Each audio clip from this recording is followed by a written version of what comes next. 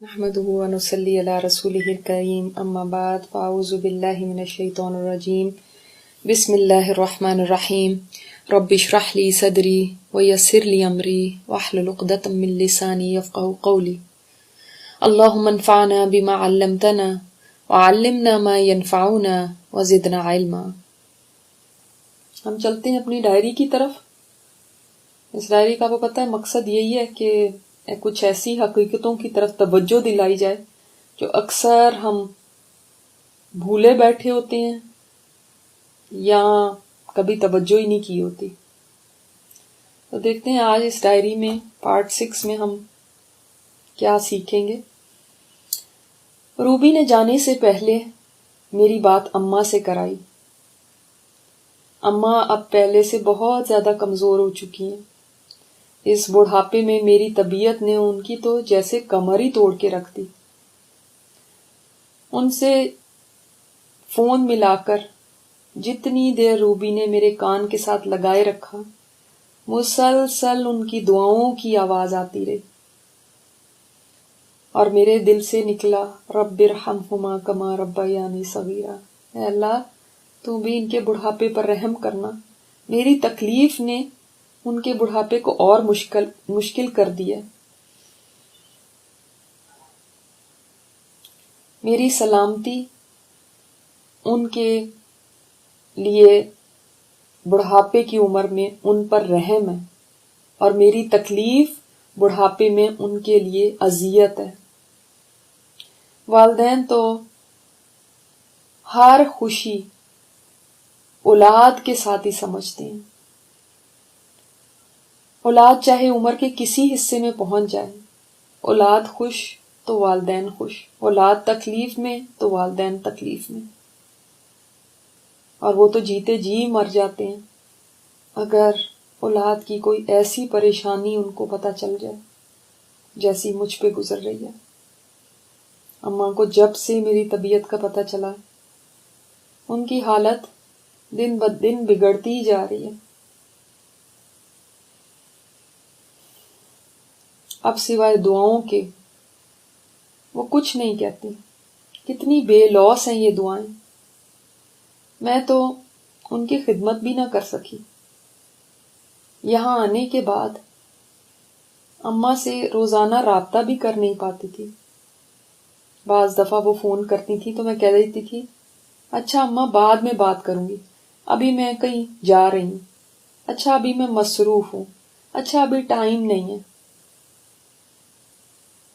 پیسے کی کمی نہیں تھی، مگر زندگی اتنی مصروف تھی کہ ہر سال ان کو جا کر دیکھنا بھی ممکن نہیں تھا۔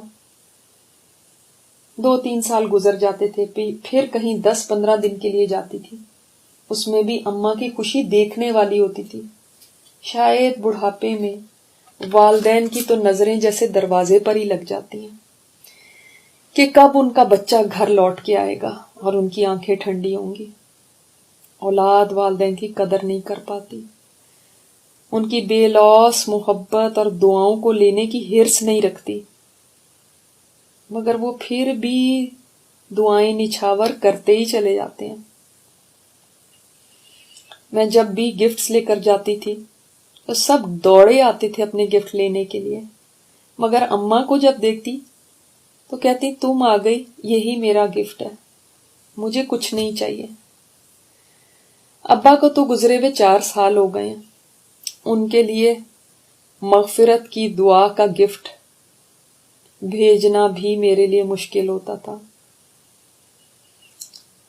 جب کبھی دعا کا موقع ملتا تو کر لیتی، مگر اکثر نماز کے بعد 10 کام یاد آ رہے ہوتے تھے تو دعا بھی ڈھنگ سے مانگ نہیں پاتی تھی، جلدی سے اٹھ جاتی تھی۔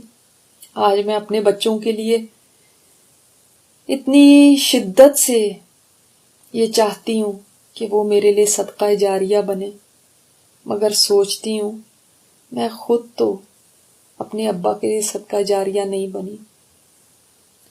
ان کے جانے کے بعد میں نیکیوں کے ذریعے اور دین پر چل کر ان کی نیکیاں بڑھا سکتی تھی۔ وہ کتنا انتظار کرتے ہوں گے کہ ان کے بچوں میں سے کوئی تو ان کے لیے صدقہ جاریہ بن جاتا۔ مگر سبھی اتنے مصروف ہیں، اپنے لیے کمائی نہیں کر پاتے تو ان کے لیے کہاں سے کریں گے؟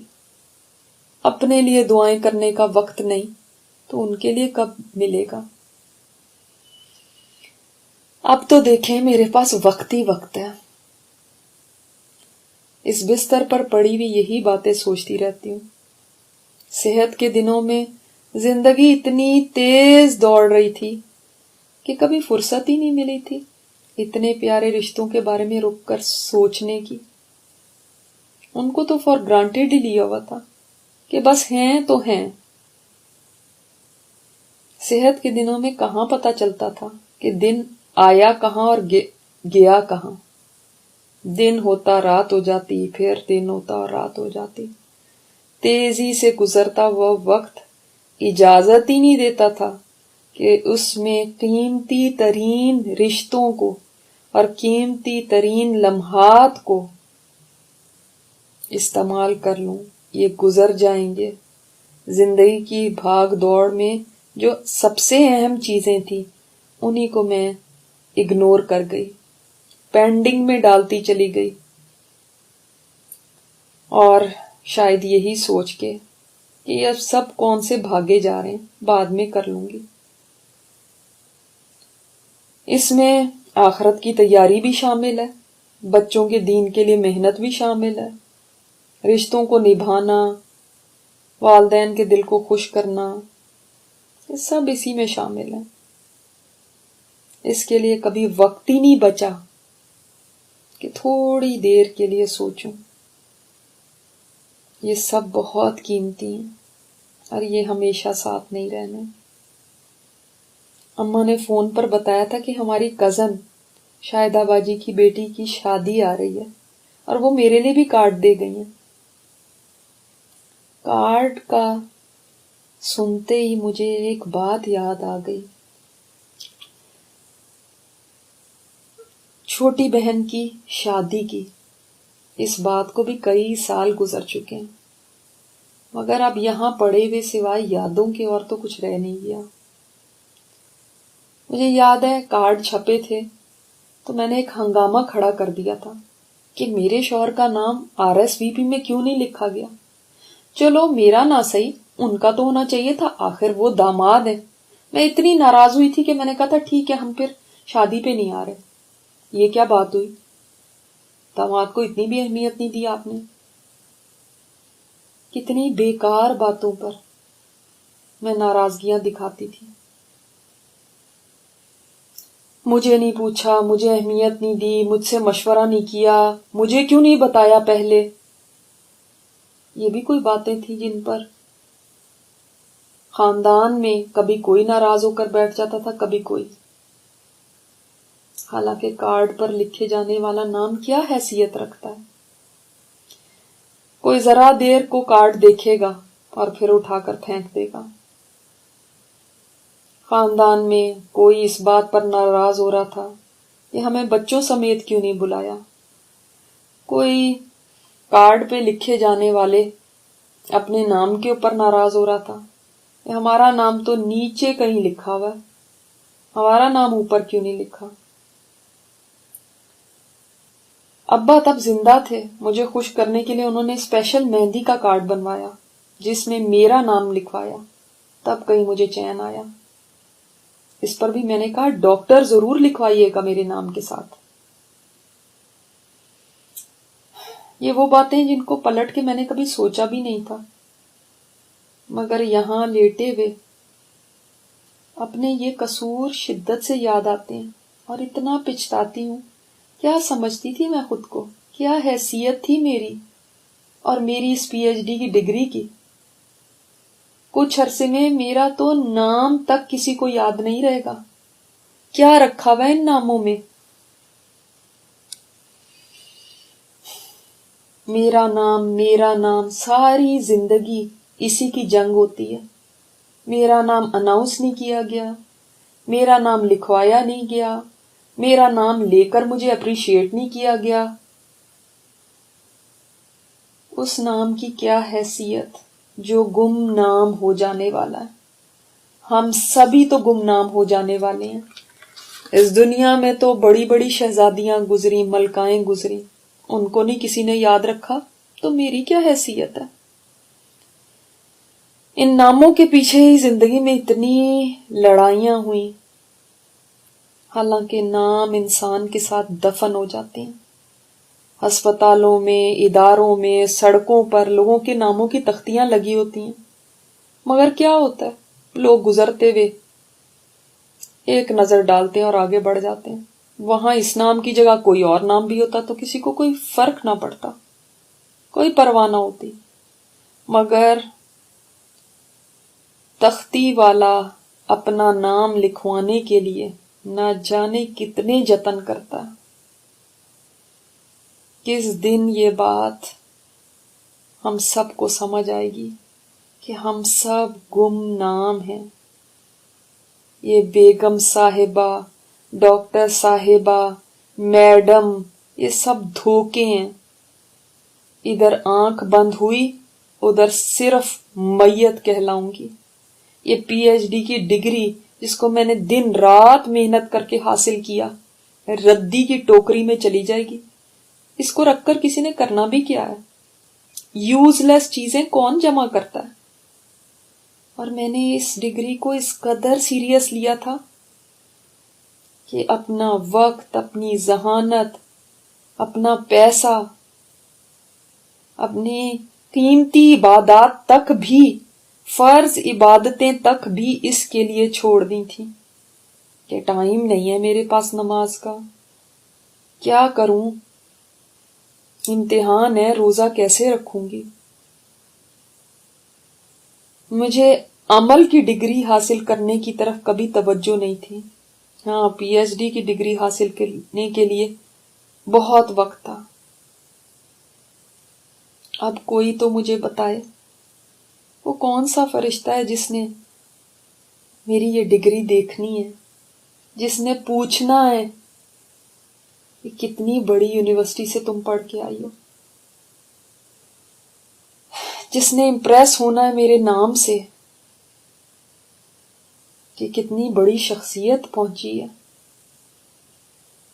میری ڈریسنگ کی میری دوستیں بہت تعریف کرتی تھیں کہ اس فرشتے نے یہ کہنا ہے کہ میں ڈریسنگ بڑی زبردست کرتی تھی۔ ڈریسنگ تو دور کی بات، مجھے تو آئینہ دیکھے ہوئے بھی اب عرصہ ہو گیا۔ پچھلے دنوں میری دوست کٹی مجھ سے ملنے آئی تو ٹھٹک کے رہ گئی۔ وہ بیوٹیشن ہے، کہنے لگی جلدی سے ٹھیک ہو جاؤ، اچھی نہیں لگتی وہ ایسی پڑی ہوئی۔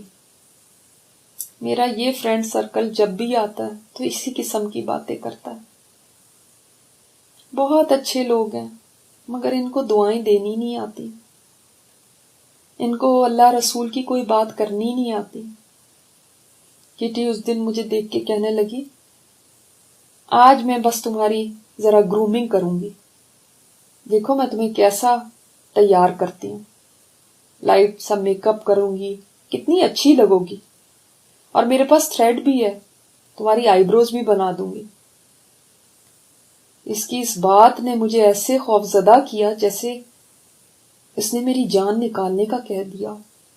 میری بولنے کی ہمت نہیں ہوتی، مگر اس وقت پتہ نہیں کہاں سے میرے اندر ہمت آ گئی، میں نے فٹ سے کہا نہیں نہیں۔ کہنے لگی کیوں؟ دیکھو تو صحیح ہے تمہارا حال کیا ہوا ہے، دیکھو تو صحیح کہاں تک بال آئے ہوئے ہیں۔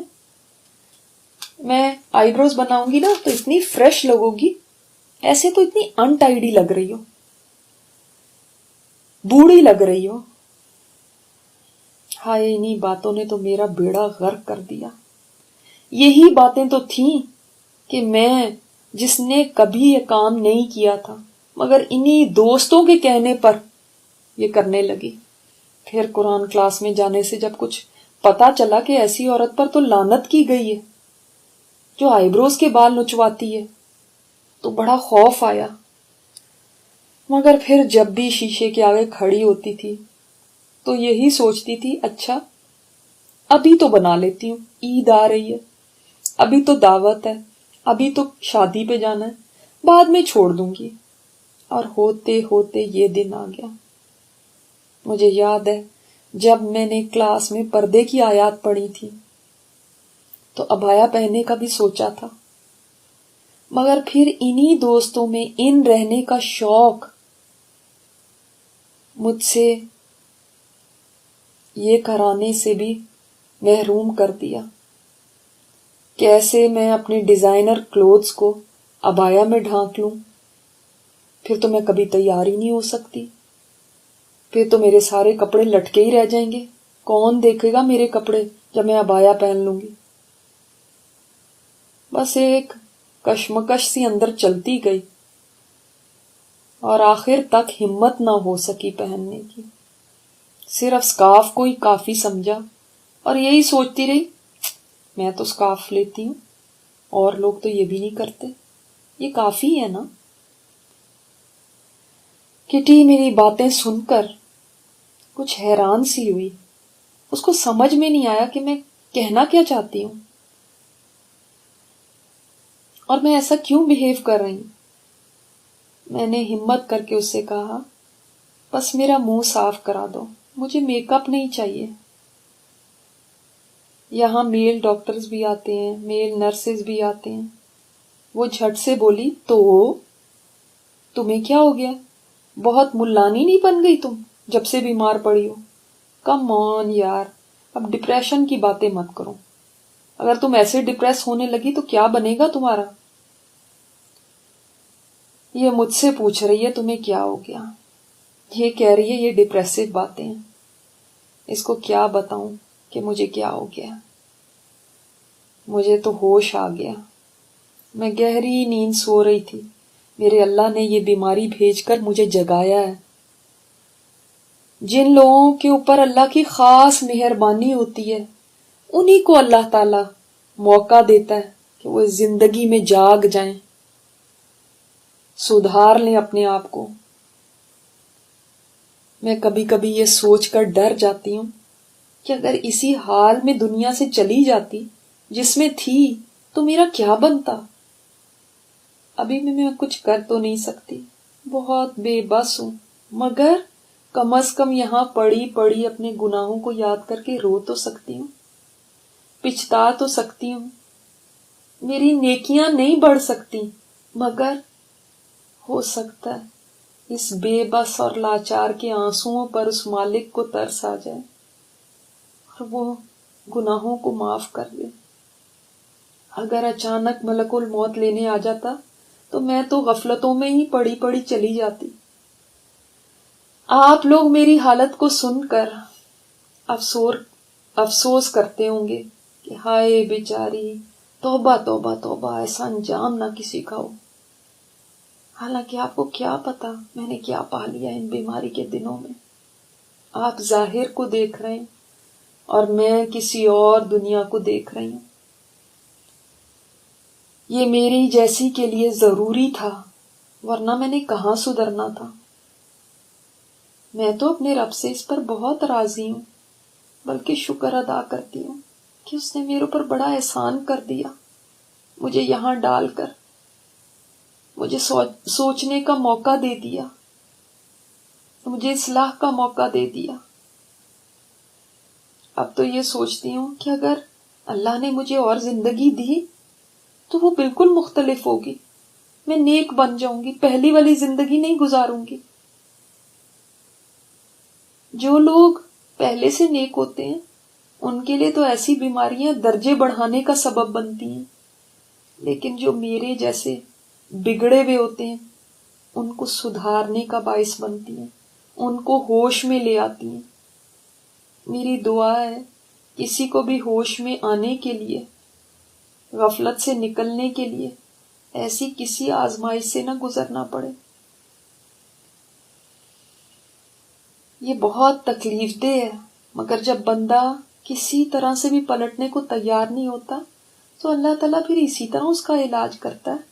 ڈاکٹر بھی تو بیماروں کے علاج کے لیے ان کے جسموں کو چیرتے ہیں، پھاڑتے ہیں تاکہ شفا ہو جائے۔ میرے اللہ نے بھی تو مجھے شفا دینے کے لیے یہ بیماری بھیجی ہے تاکہ میں سیدھی ہو جاؤں، اور واقعی اس بیماری نے مجھے سیدھا کر دیا۔ پیاری بہنوں، میں نے تو بڑے ہی مشکل طریقے سے یہ سب سیکھا ہے، لیکن آپ اس دن کا انتظار نہ کرنا کہ کوئی ایسا وقت آئے تبھی آپ اللہ کی طرف پلٹیں، تبھی آپ زندگی کی حقیقت جانیں، تبھی آپ رشتوں کا پاس کریں، تبھی آپ اپنی اصلاح کریں۔ اس سے پہلے ہی اپنے آپ کو سدھار لیجیے گا، کیونکہ بیماریاں اصلاح تو کر جاتی ہیں مگر ہوتی بہت تکلیف دیں۔ مجھے بہت درد رہتا جسمانی طور پہ بھی اور دل میں بھی۔ پچھتاووں کا ختم نہ ہونے والا سلسلہ ہے، صبح سے شام ہو جاتی ہے اور شام سے صبح، اور میری سوچیں ہیں اور پچھتاوے ہیں۔ زندگی کی ایک ایک بات یاد آتی ہے اور سوائے شرمساری کے اور آنسو بہانے کے میرے پاس کچھ نہیں ہے۔ ایسے وقت میں اگر کوئی اچانک میرے کمرے میں داخل ہو جاتا ہے تو سوچتا ہے شاید میں بیماری کی وجہ سے ڈپریس ہو گئی ہوں، حالانکہ ان کو نہیں پتا میرے اندر پچھتاووں کا درد ہے جو مجھے چین نہیں لینے دیتا۔ میں وہ ہوں جس نے سارا کا سارا پیپر ہی غلط حل کر دیا۔ سوچتی ہوں قیامت میں جو پچھتاوے ہوں گے وہ کیسے نہ ہوں جب سارا کا سارا غیب کھل جائے گا، جب نفع اور نقصان کیا ہوتا ہے اس کی اچھی طرح سمجھ آ جائے گی، جب کامیابی اور ناکامی کی ٹرو ڈیفینیشن سامنے آ جائے گی، جب دھوکہ اور ریالٹی کھل جائے گی، تب پچھتاووں کا حال کیا ہوگا۔ تب تو واقعی جو قرآن کہتا ہے کہ انسان اپنے ہاتھوں کو چبائے گا تو واقعی کیوں نہ چبائے۔ میں اچھی طرح سمجھ سکتی ہوں، یہ بات بالکل سچ ہے کہ واقعی پچھتاووں میں انسان یہی چاہتا ہے اپنے آپ کو کاٹ کھائے۔ مجھے تو اللہ نے ایک منی ٹریلر دکھایا ہے تو میرا یہ حال ہے، اور وہ دن جب سب پوری پکچر ہی سامنے آ جائے گی تب کیا حال ہوگا۔ مگر شاید جتنا اللہ نے مجھے دکھا دیا یہ پچھتاوے آج میری بخشش کا سامان بن جائیں۔ یہ تھی آج کی قسط، اللہ کرے کہ یہ ہماری اصلاح کا سبب بنے۔ آج کی دعا: سبحانک اللہم و بحمدک نشہد ان لا الہ الا انت نستغفرک و نتوب الیک۔ السلام علیکم و رحمۃ اللہ وبرکاتہ۔